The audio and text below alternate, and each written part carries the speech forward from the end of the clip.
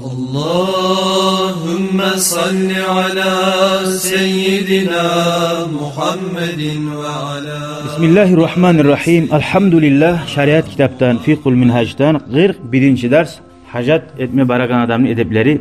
Al istinca'u bil yasar. Sol kolu bulan avratin tazılama tarık. On kol kollanma yaramay.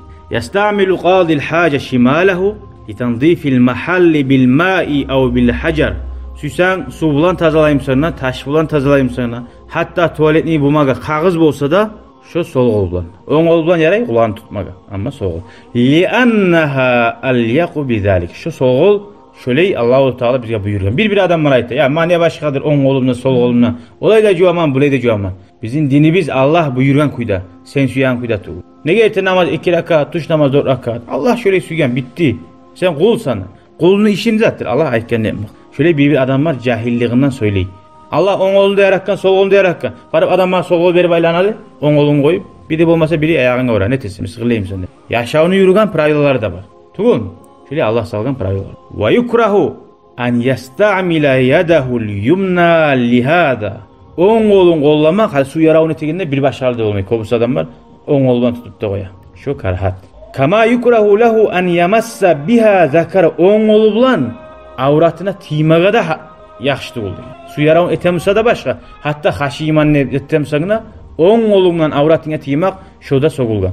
Ve in ihtaca an yamsaka zakara. Hal birbirine bula ulamdan su tugamsan sidin yeten avratını cuoy bulmaysan tartma tarık bula biraz. Hacatlı bul asa tutmaga. Yaxşı. On kolundan tartamsa ne etsin? On kolundan timak yaxşı tugul. Atiysen oğun gösegen adam yok. Peygamberin sünnetinden tayyam olasın. Ne etsin na? Liyunaldifahu bil hacer. Taş bulan tazalayımsan masan ve nahvahu minel camidat. Ya da liboşli zatlar bulan, kurgan zatlar bulan, kağız bulan ya taş bulan tazalayımsan.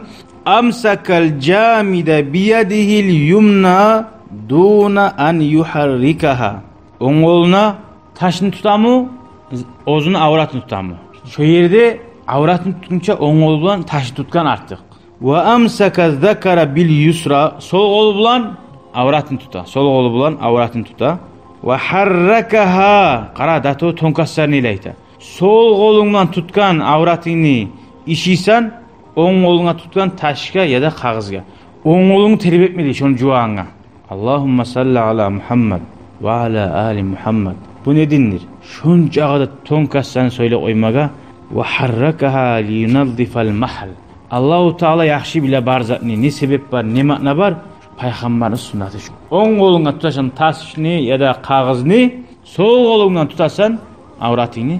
Terbiyetigine karşın terbiyetsin. Ne başkadır? Bile oylayasın hakkıyla lan. Barzat biz oylaşan kuyda tugul.